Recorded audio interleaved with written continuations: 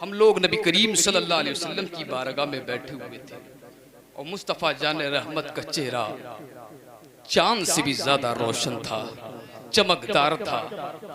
का उसी असना में एक मुसाफिर आता है, का चेहरे से उसके कोई सफर के आसार भी नमूदार नहीं थे।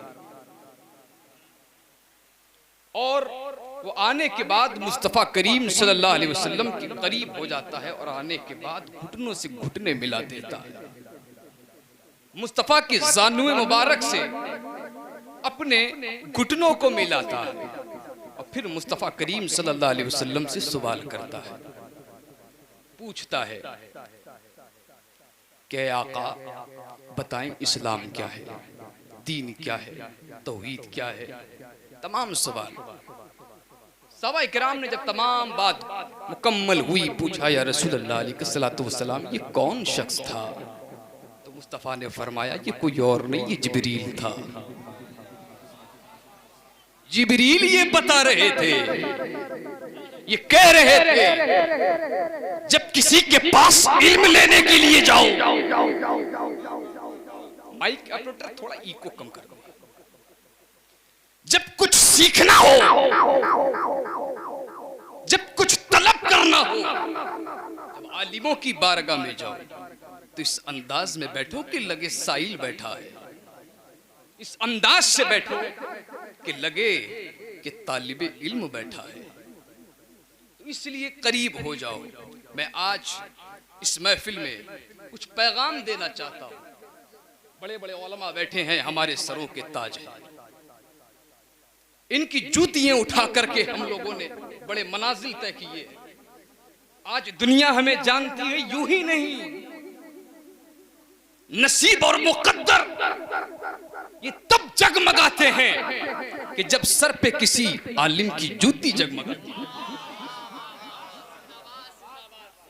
नसीबा बुलंदी पे तब होता है जब किसी आलिम की जूती को उठाकर सर का ताज बनाया जाए। लेकिन आज क्या है, आज तो उलमा को अपने ऊपर हम जहमत समझते हैं, मस्जिद के इमाम को बार समझते हैं। मुअज़्ज़ज़ सामीन किराम, मकसद कहने का ये है कि जब सीखने के लिए आया करो तो अदब से बैठा करो और उनकी बात को माना करो। और अल्हम्दुलिल्लाह माशाअल्लाह आपने मेरी बात को तस्लीम कर लिया, आप आगे आ गए, लेकिन बीच में थोड़ी सी दरार पड़ी हुई है। अगर करीब हो जाएंगे तो ठंड भी कम लगेगी। हुजूर गौसे आजम अब्दुल कादिर जिलानी, जिनका जिक्र हम और आप कर रहे हैं, फरमाते हैं उस वक्त तक मेरा कोई नाम भी नहीं ले सकता। तवज्जो है, गौसे आजम फरमाते हैं जब तक मैं ना चाहूं मेरा कोई नाम भी नहीं ले सकता। ये हमारी और आपकी मुश्तरका खुशनसीबी है कि गौसे आजम का नाम भी ले रहे हैं और नाम सुन भी रहे हैं। ये सआदत हमारे हिस्से में आई। गौसे आजम चाहते हैं कि मेरे गुलामों मेरा जिक्र करो, मुझे याद कर लो, ताकि जब तुम मुझे याद करो तो मैं तुम्हारे दिलों को पाक कर दूं, ताकि तुम्हारा दिल खुदा उसके रसूल के लिए तैयार हो जाए।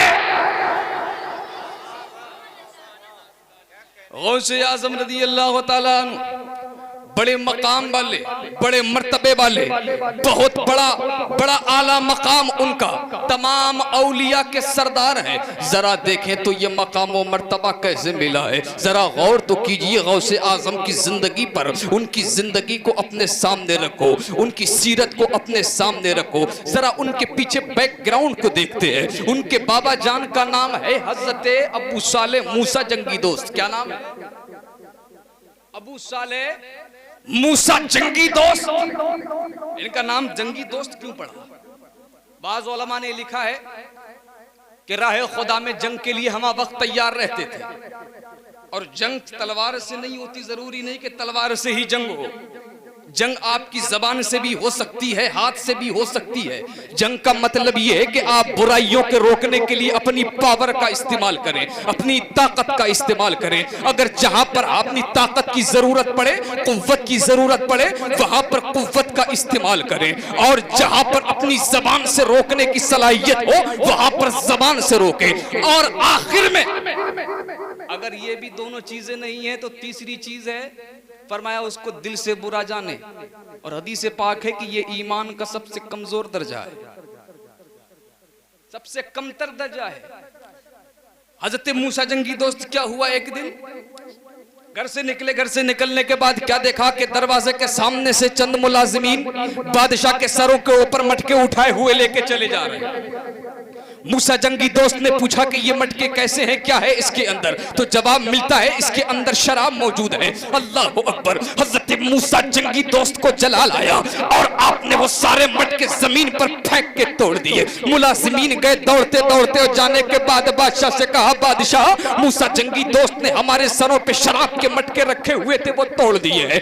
आज रात की शबाब और कबाब की महफिल का क्या होगा? अल्लाह अकबर। बादशाह कहता है बुलाओ मूसा जंगी दोस्त को। मूसा जंगी दोस्त को दरबार में खड़ा कर दिया जाता है। मूसा जंगी दोस्त से बादशाह कहता है, ओ मूसा जंगी दोस्त, जरा बता दो कि तूने किससे पूछकर किसके हुक्म से इन मटकों को तोड़ा है? अल्लाह अकबर। उस वक्त जो मूसा जंगी दोस्त जवाब देते हैं, कहते हैं सुन, पूछता है किसके हुक्म से मैंने ये मटके तोड़े हैं? सुन, अरे जिसके हुक्म से तू बादशाह बना है उसी के हुक्म से तेरे क्या कहने भाई। नारे तकबीर, नारे रिसालत, नारे गौसियत, उलमाए अहले सुन्नत, फैजाने औलियाए इकराम जिंदाबाद जिंदाबाद। जिसके हुक्म से तू बादशाह बना, उसके हुक्म से मैंने मटके तोड़ दिए। ऐसा जवाब था कि बादशाह के कदमों में लर्जा पैदा हो गया।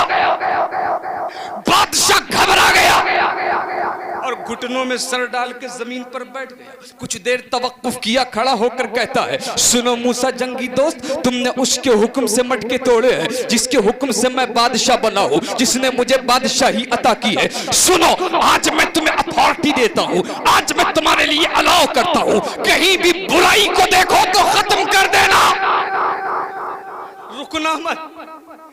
मूसा जंगी दोस्त कहते हो, बादशाह तू मुझे बता रहे, तू मुझे हुक्म देने वाला होता कौन है? अरे सुनो, अरे जिस दीन का मानने वाला मैं हूं, जिस कुरान को पढ़ने वाला मैं हूं, जिस नबी के दीन पे चलने वाला मैं हूं, अरे उस रसूल हाशमी ने तो पहले मुझे हुक्म दे दिया। दुनिया में जहां भी कहीं बुराई देखो खत्म करो, मिटा दो। लोगों को बताओ, ओ लोगों ये काम बुरा है, ये अच्छा है। लोगों को बताओ इस काम में आफियत है, इस काम में बर्बादी है। ओ बादशाह, तेरे कहने की जरूरत नहीं है, तेरे कहने की जरूरत नहीं है। मेरे अल्लाह ने मुझे हुक्म दे दिया है कुरान में, मेरे रसूल ने हदीस में बता दिया है, मेरी शरीयत ने मुझे बता दिया है क्या करना है क्या नहीं करना है। मुझे तेरे हुक्म की जरूरत नहीं है। अल्लाह अकबर। ये मूसा जंगी दोस्त थे। लोग कहते हैं इसी तरह के बहुत सारे वाकयात हैं, बुराइयों को रोकते थे, इसलिए कहा गया मूसा जंगी दोस्त। जो जंग को दोस्त रखा हो, अल्लाह की राह में, अल्लाह की राह में बुराइयों से रोकने वाला हो, जो जंग करता हो और जंग को महबूब रखता हो, उसको अबू साले मूसा जंगी दोस्त कहते हैं। सुनो जरा, वाकयात आपने सुन रखे हैं। मूसा जंगी दोस्त बड़े आलम शबाब में थे, कहीं सफर पर निकले। सफर पर निकलने के बाद क्या हुआ, काफी दिन के भूखे प्यासे थे। आपने पूरा वाकया सुना हुआ है, सुना हुआ है ना? इसीलिए नहीं बोल रहा कि ये तो हमने सुना है पहले ही। सुना करो दोबारा, बार बार सुना करो। अब मूसा जंगी दोस्त भूखे थे, प्यासे थे, प्यास लग रही थी, तो आप एक दरिया के पास बैठ गए जाके और पानी पीने लगे। उधर से क्या देखा, एक सेब आ रहा था, उठा के हाथ में जल्दी से खा लिया। हाथ में पकड़ के उठाया, खा लिया। जैसे ही पेट में पहुंचा, जहन पे तराबट पहुंची है। अल्लाह अकबर। जैसे ही तराबट पहुंची, जहन ने काम करना शुरू किया। ओ मूसा जंगी दोस्त, ये तुमने क्या कर लिया? ये तुमने क्या कर लिया? तुमने न पूछा न समझा, उठा के खा लिया। ये तो माले लुकता था, गिरा हुआ माल जिसके मालिक का पता नहीं, जिसके वारिस का पता नहीं, उठा के खा लिया। अरे सुन, अगर फकत इसी एक बात पर कल कयामत के दिन पकड़ हो गई तो बता, एक खता तुझे जहन्नम में ले जा सकती है। खुदा की नाराजगी मोल मत ले, पता लगा किसका है, उसी सिमत की तरफ चल पड़े। इधर से सेब आया था, चलते चलते चलते पहुंचे हैं, देखा है कि एक बागीचा है, उस बाग के जो है शाखें दरिया के अंदर लटकी हुई है। तो समझ में आया कि इसी बाग से जो है पानी के धारे के बहाव में ये जो है टूट कर आ गया होगा। उसके मालिक के पास गए, पहुंचे, देखा एक बुजुर्ग बैठे हुए हैं। अल्लाह अकबर। कहा इस बाग के मालिक आप हैं? कहा नहीं। क्या कहा? नहीं। बोले फिर कौन है? कहा अल्लाह है। क्या कहा? अल्लाह है। अल्लाह अकबर। फिर कहा अच्छा वो तो है, वो तो हर चीज का मालिक है, लेकिन ये बता दो मालिक मजाजी कौन है? कहा वो तो मैं हूं, ये मेरे हक में है। कहा मैंने इस बाग का एक सेब टूट के आ गया था, मैंने खा लिया, मैं चाहता हूं आप मुझे माफ कर दें। उस बूढ़ी निगाहों ने पहचान लिया, वो जवानी के शबाब में, जब खून अपने जोश पर हो, जब शबाब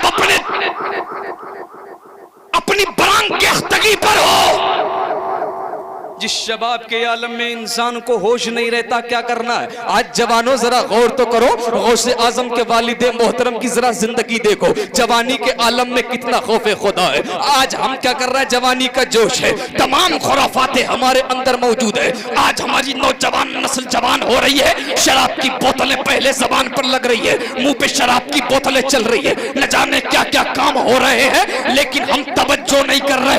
मुसलमानों, जिस रसूल का कलमा तुमने पढ़ा है, जिस नबी के दीन से तुम वाबस्ता हो, उस नबी का दीन तुम्हें ये आवारागिर्दी नहीं सिखाता, बल्कि ये बताता है ओ मुसलमानों, ऐ मेरी उम्मत के नौजवानों, अपने बाजुओं में ऐसी ताकत पैदा कर लो, अगर कोई मेरी नामूस पर उंगली उठाए तो बता दो दुनिया वालों, अभी मुसलमानों की गैरत जिंदा है। तुम्हें बता देंगे मुस्तफा के अजमत पर उंगली उठाने का मन जो है, मुस्तफा की अजमत पर उंगली उठाने वालों का अंजाम क्या होता है। लेकिन आज हमारा मामला क्या है? मुस्तफा जाने रहमत की अजमत पर रोज हमले हो रहे हैं, मुस्तफा जाने रहमत की अजमतों पर छींटे उछाले जा रहे हैं, मुस्तफा जाने रहमत की नामूस पर हमले हो रहे, मगर हमारी गैरत नहीं जाग रही।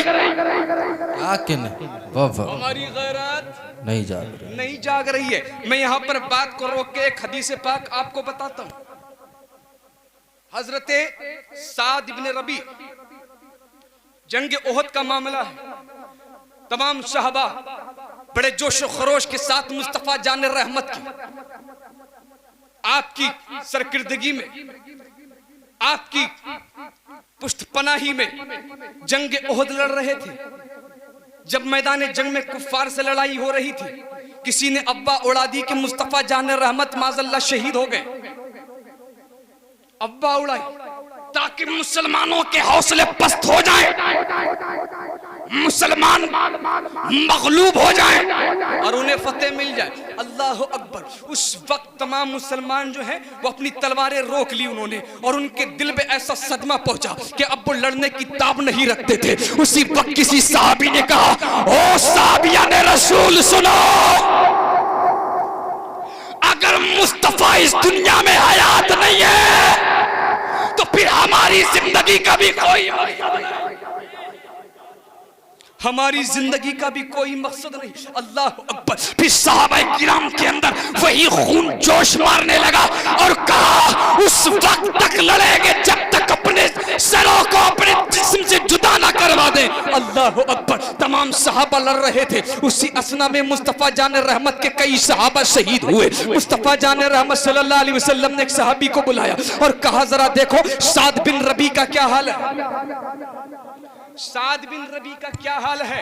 अल्लाह अकबर, अल्लाह अकबर। साहबा किराम आवाज देते जाते थे, ओ साद बिन रबी किधर हो, साद बिन रबी किधर हो। अल्लाह अकबर, कोई आवाज नहीं आई, क्योंकि कई जख्म उनके जिस्म पर लग चुके थे, कई तीर उनके जिस्म पर लग चुके थे, कई तलवारों के जख्म उनके जिस्म पर थे।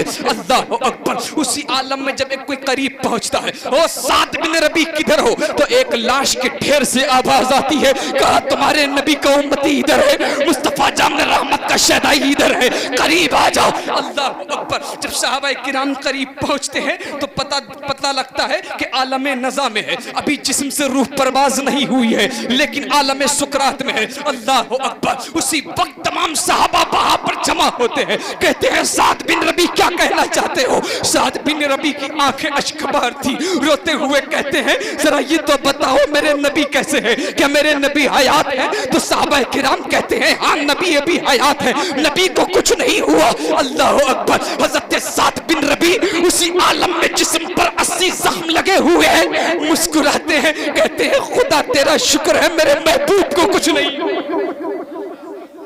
मेरे महबूब को कुछ नहीं हुआ। अल्लाह अकबर। उसी वक्त हजरत रबी कहते हैं, साद इब्न रबी कहते हैं सुनो मेरा सलाम मुस्तफा की बारगाह में पेश कर देना और कह देना जो है साद बिन रबी ने आपको सलाम भेजा है, और सुनो मेरा एक पैगाम इस उम्मत मुस्लिमा को पहुंचा देना। कान खोल के सुन लो, उलमा भी सुन ले, सब सुन ले। क्या कहा था साद इब्न रबी ने? साद इब्न रबी ने कहा था एक पैगाम मुस्तफा के उम्मतियों के नाम है, ये मेरा पैगाम पहुंचा देना। साद इब्न रबी ने कहा था सुनो अगर मुस्तफा जान रहमत को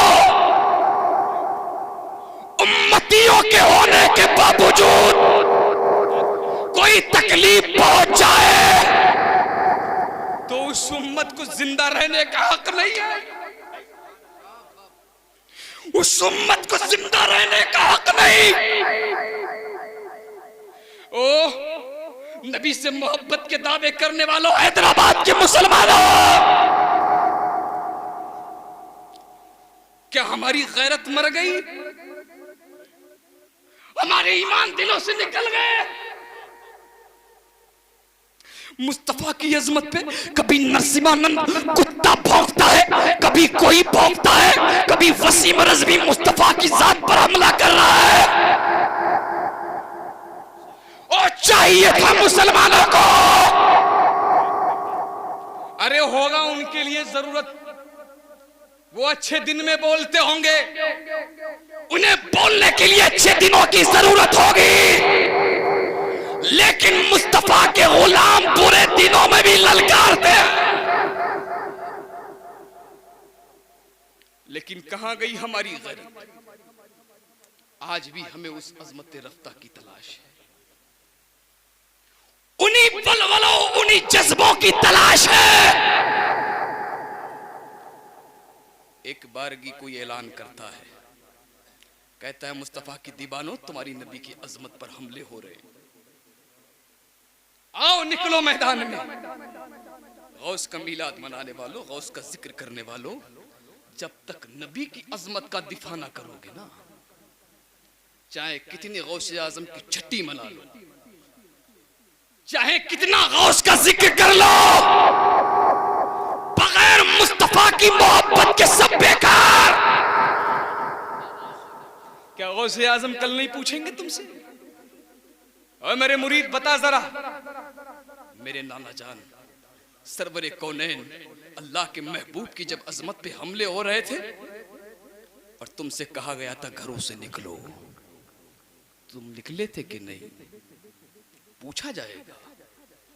और सुनो कि दीन तब तक से सलामत है, तब तक दीन हमारा दीन है, हमारा ईमान उस वक्त तक ईमान है जब तक मुस्तफा की अजमत के लिए हम खड़े रहेंगे। और जिस दिन मुस्तफा जान रहमत की अजमत पे हमले हो और हम घर में बैठ के चैन की नींद सो रहे हों, तो समझ लेना कि दिलों से ईमान निकल चुका है। और मैं बता देना चाहता हूं, आज बड़े बड़े खानकाहों में बैठे पीरान में बात को कहने से कभी नहीं डरता, ज्यादा से ज्यादा क्या होगा, फतवा लगा के काफिर बना देंगे। मैं नहीं डरता, मैं कहता हूं ओ पीरो, खाली खानकाहों में बैठ के तकिया लगा के मुरीदी करने का नाम पीर नहीं है। इनको दिलों में हुब्बे रसूल कौन डालेगा? मुसलमानों को कौन बताएगा कि नबी की अजमतें क्या है? कौन बताएगा? आए रात को पीर साहब जलसे में हाथ मुरीद करा, चलते बने नजराना जेब में रखा, कितना काम करा है दीन का। मैं बात बहुत कड़वी कहने लगा हूं और हो सकता है कि लोग यहां भी मेरे मुखालिफ हो जाएं। मुझे नहीं डर लगता, क्योंकि मेरा ईमान किसी पीर पर नहीं है। मेरा ईमान मुकम्मल होता है उन चीजों से जो जरूरियात दीन है। मैं किसी का नाम लेके बात नहीं कर रहा हूं। ओ क्या तुमसे नहीं पूछा जाएगा? तुम किसी पीर के बेटे हो, किसी वली के बेटे हो, तुमसे भी सवाल होगा, बता तूने मेरी नियाबत का हक कितना अदा करा? मैं तो जिंदगी भर मुस्तफा की अजमत के दिफा के लिए लड़ता रहा। मैंने कभी न रात देखी न दिन देखा, लेकिन मुस्तफा की अजमत पर जब जब हमले हुए हैं, हम उठे थे, दुनिया वालों को बताया था उठो, आओ मुस्तफा की अजमत के लिए लड़ो। तुमने क्या किया? तुमने सिर्फ कौम को बेवकूफ बनाया। मसलहत से काम लो, मसलहत से काम लो। जरा याद करो, मुस्तफा जान रहमत सल्लल्लाहु ताला अलैहि वसल्लम की मुकद्दस दीन के मानने वालों, वो तारीखें भी याद करो। जब जब नबी की जात पर हमला हुआ, मुस्तफा की नामूस पर हमला हुआ है, तो अल्लाह ने ऐसे ऐसे शहसवारों को भेजा, ऐसे जनरल को भेजा है कि जिन्होंने दुनिया वालों को बताया, ओ हमारे नबी के खिलाफ अगर जबान खोलोगे ना, तो याद रखना ऐसी तारीख तुम्हारी बनाएंगे कि दुनिया याद रखेगी। गौस का मिलाद बनाने वालों, आज हमारी कौम के नौजवान अपनी जवानियों को खर्च कर रहे हैं कहीं और।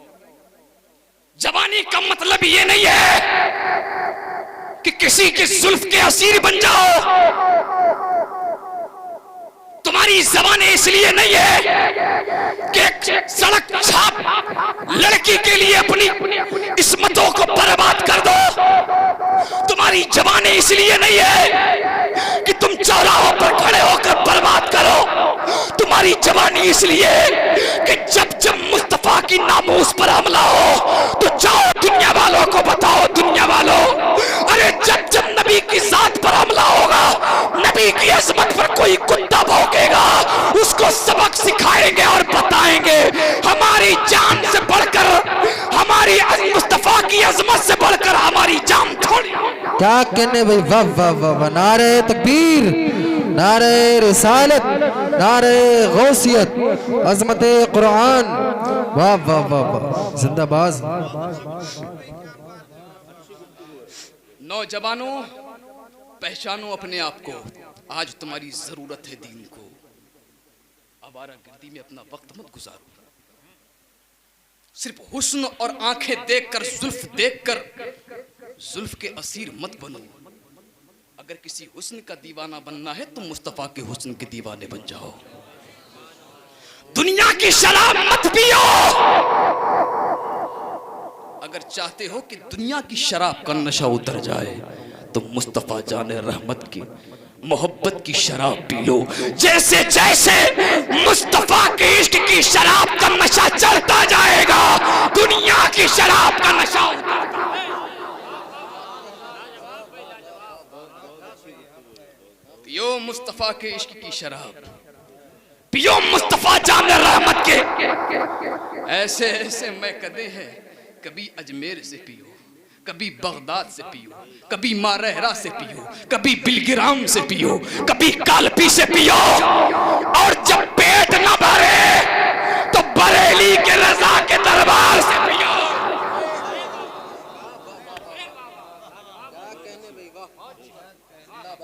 वो बरेली वाला ऐसा पिलाएगा, ऐसा पिलाएगा, कसम खुदा की, जिंदगी भर मुस्तफा के इश्क में झूम दे।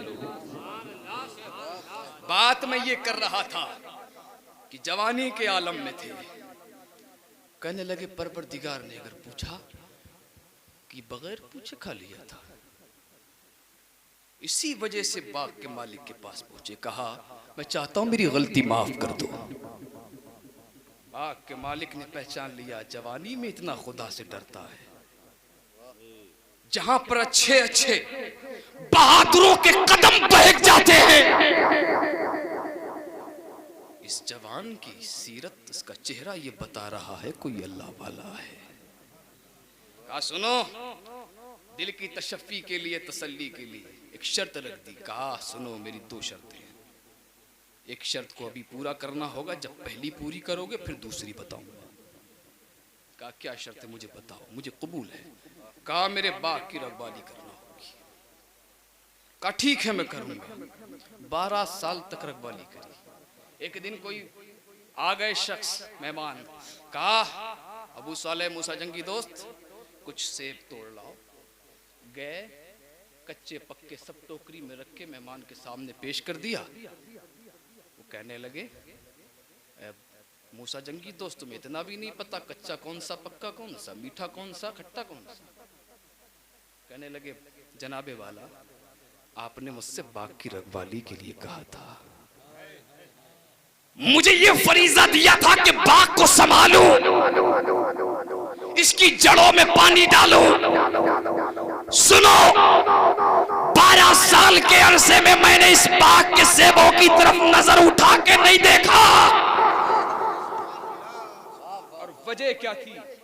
वजह ये थी कि अगर निगाह उठा के देखूंगा, सेब नजर में आएगा, दिमाग में जाएगा, नफ्स को इशारा पहुंचेगा। हो सकता है कि नफ्स ख्वाहिश कर दे और मैं तोड़ के खा लूं, फिर वही गुनाह करूं। नहीं खाया। अल्लाह अकबर, समझ गए कि ये अपनी शर्त पे खरा उतरा है।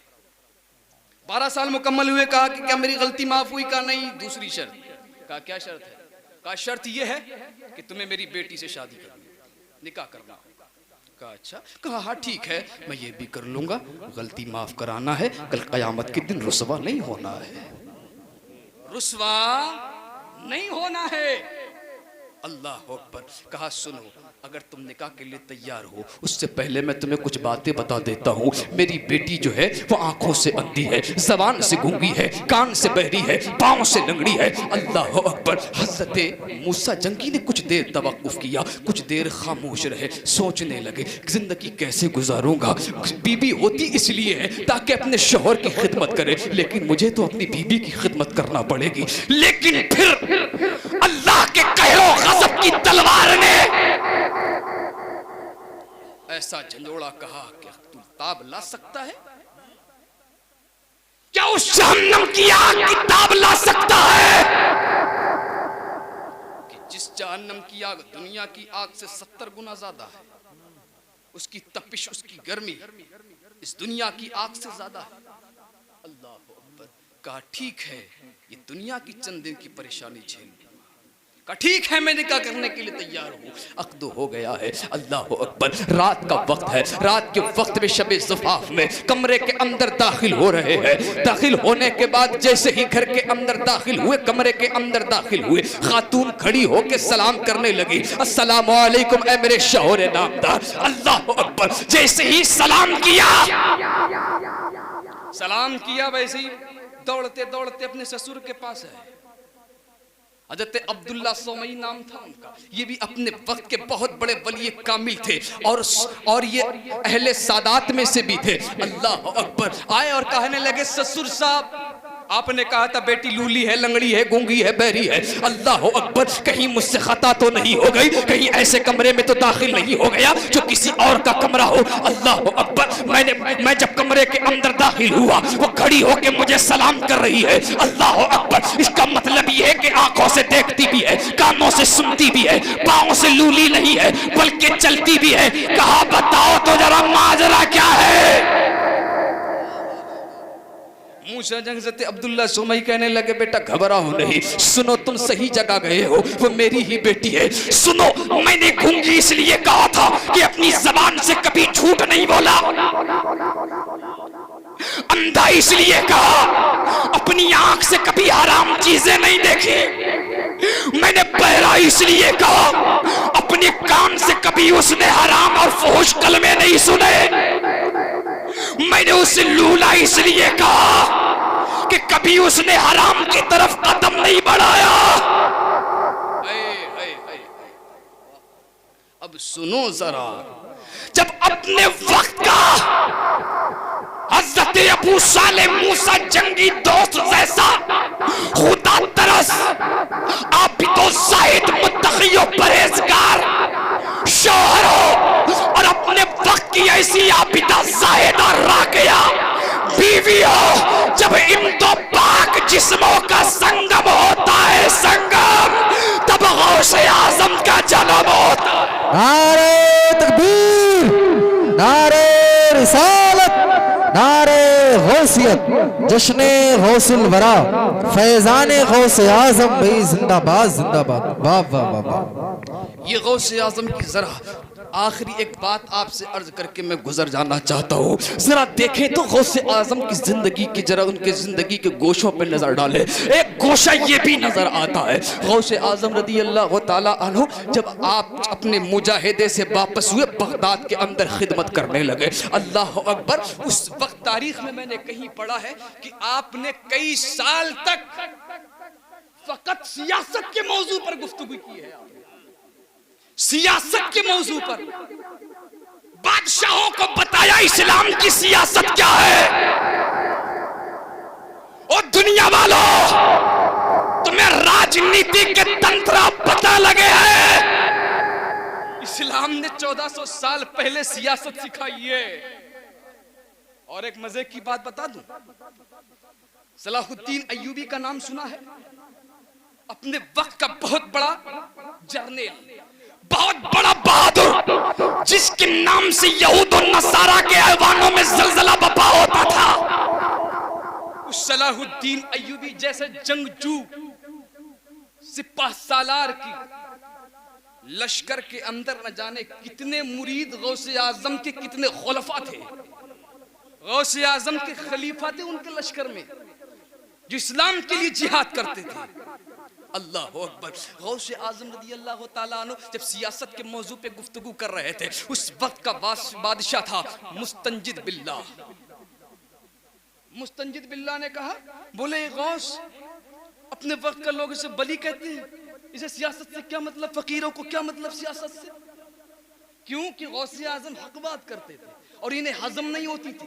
तकरीबन 35 खुलफा गुजरे हैं अब्बासी खलीफा, इनमें सब अच्छे भी नहीं थे, सब बुरे भी नहीं थे। कुछ अय्याशी करते थे, कुछ राहे रास्त पे चलते थे। ये उन्हीं में से था जो राहे रास्त पे नहीं चलता था। तो गौसे आजम को दरबार में तलब कर लिया, गौसे आजम आ जाओ। गौसे आजम पहुंच गए, शागिर्दान भी साथ में गए। अल्लाह अकबर। तारीख बताती है गौसे आजम को दरबार में छींक आ गई। छींक अच्छी तलवा जितने शागिर्दान, जब गौसे आजम ने कहा अल्हम्दुलिल्लाह, तो उस वक्त जवाब में जब शागिर्दों ने कहा यरहमुकल्लाह, कहा, ऐसी आवाज थी कि पूरा दरबार हिल गया। पल्ले पड़ गई कि गौसे आजम से टकराना आसान नहीं है। अल्लाह अकबर। गौसे आजम दरबार से चले गए, हुजूर माफ कर दीजिए। आप अपने खानका के अंदर पहुंचे तो मुस्तंजिद बिल्लाह कुछ रोज के बाद आया ताकि आपको राजी कर लिया जाए। कुछ दरहमो दीनार की पोटली आपकी बारगाह में पेश की, कहा हुजूर ये नजराना कबूल कर लीजिए। गौसे आजम की आंखों में जलाल था। गौसे आजम ने एक थैली को उठाया, अपने हाथ में दबाया, उस पोटली से खून टपकने लगा और कहा, अब्बासी खलीफा मुस्तंजिद बिल्लाह, सुन, अगर तेरे नस्ब का मुझे ख्याल न होता ना, तो कसम खुदा की ये खून तेरे दरबार तक बहा देता, तेरा तख्त खून में डूब जाता। मुस्तंजिद बिल्लाह घबरा गया, कहने लगा हुजूर ये क्या मामला है? कहा मुझसे पूछता है क्या मामला है?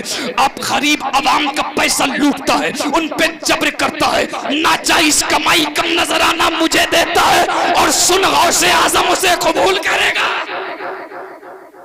गौसे आजम उसे कबूल करेगा, अब्दुल कादिर उसे कबूल करेगा। चल निकल यहाँ।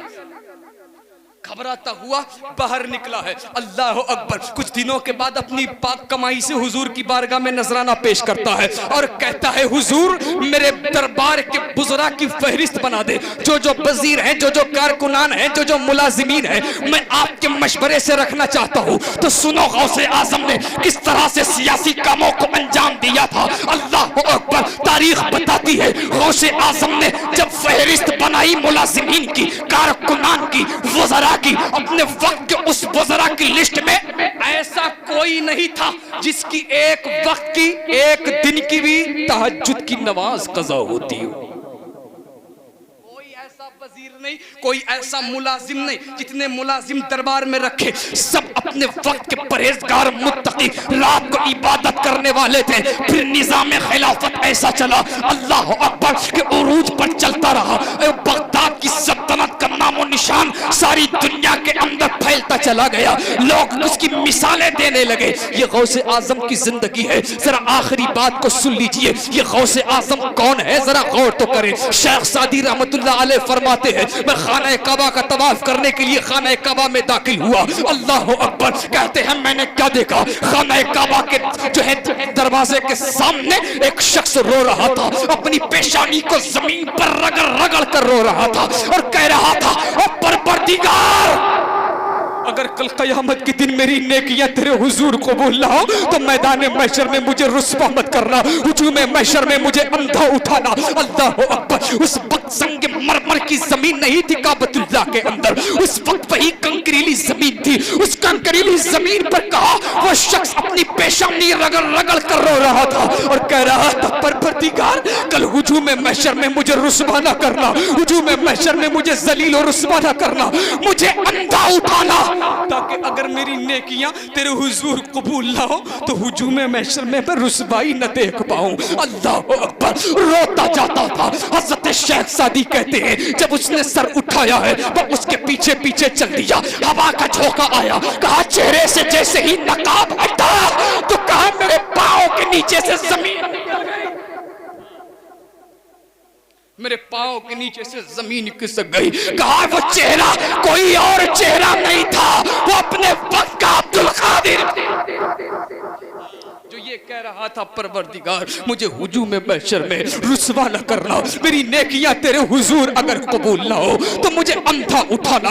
आज जरा हम गौर करें, गौसे आजम के मुरीद तो कहलाते हैं लेकिन नमाज नहीं पढ़ते। मस्जिदें तुम्हें पुकारती हैं 5 वक्त, हय्या अलस सलाह, हय्या अलल फलाह, आओ नमाज की तरफ, आओ कामयाबी की तरफ, मगर यही जवान, यही बच्चे, कोई गिल्ली डंडा खेलता होता है, कोई लूडो खेलता होता है, कोई कैरम बोर्ड खेलता होता है, कोई मैच में लगा होता है, कोई कानों में ईयरफोन लगाकर सॉन्ग सुन रहा होता है। ओ मुसलमानों, तुम्हारी तहजीब ये नहीं है, बल्कि तुम्हारी तहजीब ये है कि जब जब मस्जिद से तुम्हें पुकारा जाए खुदा के लिए चल पड़ो। दुनिया वालों को बताओ, ओ दुनिया वालों, हम उसे खुदा को मानते हैं कि जिसका हुक्म जिस हाल में भी आ जाए उसके लिए चल।